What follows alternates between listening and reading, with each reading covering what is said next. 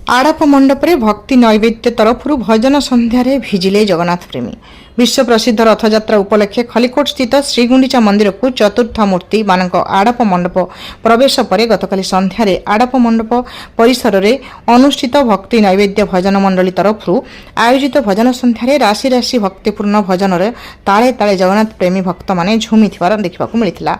Khallikote press club सभापति सांबादिक अश्विनी कुमार महांती परिचालन में आयोजित भजन कार्यक्रम को अध्यापक डॉक्टर अशोक कुमार पाल और राजस्व निरीक्षक मीनकेतन शबर और चित्रशिल्पी पंचानन सुर कवि नाट्यकार प्रहलाद बेहेरा प्रमुख अतिथि माने जगन्नाथ को पुष्पमाल्य पर अनुष्ठित होइतिला भक्ति रसमृत भजन। संगीत शिल्पी तथा खलिकोट ब्लॉक जोगाण निरीक्षक सुभास्मिता परिडा सचिन सुशील नीलमाधव प्रियंका आरती पूर्णिमा प्रभृति भजन कलाकार माने सुललित कंठरे मनमुग्धकर भजन गुड़िक शुणी जगन्नाथ भक्त माने झुमिथिबा देखिबाकु मिलिथिला। खलिकोटरु माधव बेहेराଙ୍କ रिपोर्ट।